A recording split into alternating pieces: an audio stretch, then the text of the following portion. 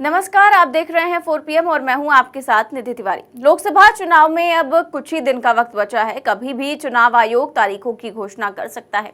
ऐसे में सभी पार्टियां पूरी जोर शोर से तैयारियों में जुटी हुई हैं। लेकिन सबसे ज्यादा प्रचार कर रहे हैं मोदी जी। ऑब्वियसली वही सबसे ज्यादा प्रचार करते हैं बीजेपी की तरफ से। अब पीएम मोदी जहां भी जा रहे हैं वहां केवल रैली ही नहीं करते, बल्कि उनकी कोशिश रहती है कि वो आम लोगों के बीच जाएं, उनसे बातचीत करें, उनसे अपनी योजनाओं के बारे में बुलवाए। इसके लिए लोगों को माइक थमा दिया जाता है और फिर वो लोग बताते हैं कि वो कहां से है, क्या करते हैं और उन्हें मोदी सरकार की किन किन योजनाओं का लाभ मिला और उन योजनाओं से उनके जीवन में क्या क्या परिवर्तन आया है। बहुत अच्छी बात है, ये बात करनी चाहिए और लोगों के सामने लाना भी चाहिए। लेकिन क्या प्रधानमंत्री मोदी की रैलियां फिक्स होती हैं? क्या मोदी जी की रैलियों में बोलने के लिए लोगों को पहले से ही स्क्रिप्ट सुनाई जाती है? और क्या उनकी जो रैलियों में लोग आते हैं, क्या उन्हें भी बुलवाया जाता है? ये सवाल खड़े हो रहे हैं प्रधानमंत्री मोदी की 2-3 दिन पुरानी जम्मू कश्मीर की एक रैली से, जिसमें प्रधानमंत्री मोदी ने एक महिला से बातचीत की और अब ये बातचीत सोशल मीडिया पर चर्चा का विषय बन गई है, क्योंकि इस बातचीत को लेकर कई सवाल खड़े हो रहे हैं। दरअसल पीएम मोदी जब जम्मू कश्मीर गए हुए थे तो उन्होंने कई परियोजनाओं का उद्घाटन किया। इस दौरान पीएम मोदी ने एक महिला से बातचीत की उज्ज्वला योजना को लेकर। लेकिन अब इस बातचीत का भेद खुल गया है और भेद ऐसा खुला है कि आप सुनेंगे तो हंसी आ जाएगी। आपको लगेगा कि क्या पीएम मोदी की रैली में अगर सब कुछ फिक्स किया ही जा रहा है तो कुछ सोच समझ कर करना चाहिए कि कम से कम फजीहत ना हो। दरअसल पीएम मोदी जिस महिला से बात कर रहे थे उसका नाम वीना था। पहले आप उसकी पूरी बातचीत सुनिए, फिर मैं आपको बताऊंगी कि इस बातचीत की कहानी क्या है। हाँ वीणा जी, नमस्ते। नमस्कार परम आदरणीय। वीणा जी, जरा अपने विषय में बताइए कि इस योजना मिली का लाभ मिला है, उसके कारण आपके जीवन में क्या लाभ हुआ है, जरा देशवासी आपको सुनना चाहते हैं। परम आदरणीय, सर्वप्रथम आपको मेरी ओर से सादर चरण वंदना और श्री राम जन्मभूमि की प्राण प्रतिष्ठा के शुभ अवसर पर जो आपके शुभ कार्यक्रमों द्वारा सफल हुआ उसके लिए बहुत बहुत बधाई। धन्यवाद जी। मान्यवर, मेरा नाम वीना देवी परिहार है। मैं जिला किश्तवाड़ के दूर दराज खेतर देवभूमि पाटर से बिलोंग करती हूँ। अठोली मेरे गांव का नाम है सर। मैं उज्ज्वला योजना की लाभार्थी हूँ सर। गांव का जीवन बहुत कठिनाइयों से गुजरता था। जैसे गांव जंगल से लकड़ी काट कर लाना, चूल्हा जलाना, बहुत दिक्कत आती थी। माननीय महोदय, इस संबंधी ये चूल्हे का जो खाना बनाने की व्यवस्था थी, इससे जीवन की अस्वस्थता के बहुत सारे कारण उत्पन्न हो गए थे। मान्यवर, जब से केंद्र में आपकी सरकार आई, जो लाभ मुझे मिला उससे मेरे जीवन में एक नई रोशनी मिली।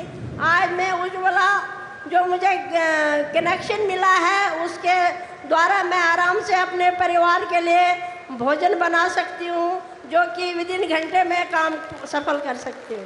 तो पहला लकड़ी बाजार से बिकती थी या आपको लकड़ी लेने के लिए जंगल जाना पड़ता था? जंगल से खुद जाना पड़ता था, खुद काट के लाना पड़ता था। तो अभी वो जंगल जाने वाला समय बच गया जी महोदय। चूल्हा जलाने का समय बच गया जी महोदय। तो उस समय का उपयोग क्या हो रहा है अब? सर, आज हम क्या कहते हैं, हमारे परिवार में उसका उपयोग, जैसे हम खाना बनाते हैं तो खाना बनाते समय हमारा समय बहुत बचत हो जाती है और हमारी स्वास्थ्य संबंधी जो समस्याएं थी वो भी दूर हो गई है। और क्या लाभ मिला है आपको? मान्यवर, मेरे परिवार में आयुष्मान कार्ड प्रत्येक सदस्य का बना हुआ है। राम कृपा से अभी ऐसी नौबत तो नहीं आई है, किंतु पूरी आश्वस्त हूँ कि कभी भी कोई अगर आपदा आन पड़े तो मेरे मंत्री महोदय ने, मेरे प्रधानमंत्री जी ने मुझे एक उपहार स्वरूप दिया है, जो मैं पूरी यकीन से कह सकती हूँ कि मैं अपना उपचार 5 लाख के अंदर करवा सकती हूँ। भगवान से मैं भी प्रार्थना करता हूँ कि माता वैष्णो देवी की कृपा बनी रहे, आप में नहीं पूरे जम्मू कश्मीर में कभी भी किसी को बीमारी ना आ जाए। धन्यवाद। वीना जी, आपका बहुत बहुत धन्यवाद। अब हम नमस्कार चलते जी। हैं। पुनः एक बार मेरा फिर से कोटि कोटि नमन प्रधानमंत्री महोदय। धन्यवाद जी।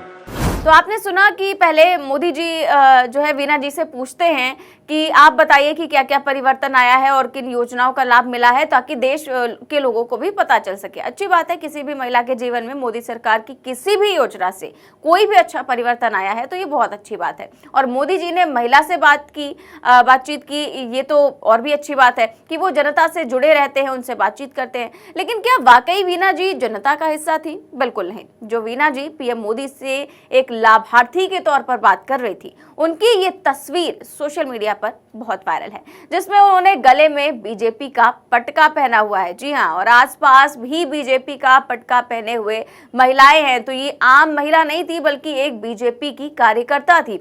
तो अगर वीना जी बीजेपी की कार्यकर्ता हैं तो फिर उन्हें एक आम लाभार्थी की तरह क्यों इंट्रोड्यूस किया गया? अब पीएम मोदी को तो पता नहीं होगा कि ये महिला जिसे बोलने के लिए खड़ा किया गया है वो बीजेपी की कार्यकर्ता है, क्योंकि पीएम मोदी तो काफी बिजी रहते हैं। आप देखते हैं कि 20-20 घंटे काम करते हैं, उन्हें कैसे ही पता होगा। लेकिन जो पीएम मोदी की रैलियों का प्लान कर रहे हैं, जो ऑर्गेनाइज कर रहे हैं, क्या उन्हें ये समझ नहीं आया कि वीना जी एक आम लाभार्थी नहीं है बल्कि बीजेपी की कार्यकर्ता है? या फिर जानबूझ के ये किया गया क्योंकि वीना जी की भाषा शैली आपने देखा कि ऐसा लग नहीं रहा था कि कोई आम नागरिक है, बिल्कुल सधी हुई एक कार्यकर्ता ही लग रही थी, एक नेता लग रही थी। और अगर कोई भी बीजेपी का कार्यकर्ता भी सरकार की योजनाओं से लाभ पा रहा है तो इसमें कोई बुराई नहीं है। लेकिन आप अगर उनका इंट्रोडक्शन ये कहकर दे रहे हैं कि वो एक आम लाभार्थी है, तो ये तो गलत बात है। जबकि ये तो बीजेपी की कार्यकर्ता है, ये महिला खुद बोल देती या फिर मोदी जी से बुलवा दिया जाता। अब बीजेपी का कार्यकर्ता होना कोई बुरी बात तो है नहीं, तो फिर आखिर सच छुपाया क्यों गया? इस फोटो का सच क्या है और क्या वाकई वीना जी बीजेपी की कार्यकर्ता हैं? और अगर हैं तो वीना जी को लेकर झूठ क्यों बोला गया? आप सोशल मीडिया पर मोदी जी की अच्छी खासी फजीहत हो रही है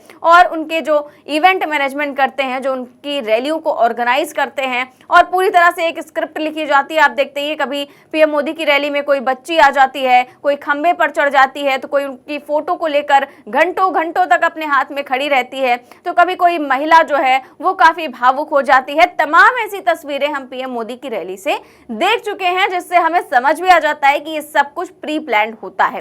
और शायद ये भी पूरी तरह से प्री प्लान्ड था, लेकिन इस बार कहीं पर चूक हो गई। फिलहाल इस खबर में बस इतना ही। देश और दुनिया की तमाम बड़ी खबरें जानने के लिए देखते रहिए 4 PM न्यूज नेटवर्क। नमस्कार।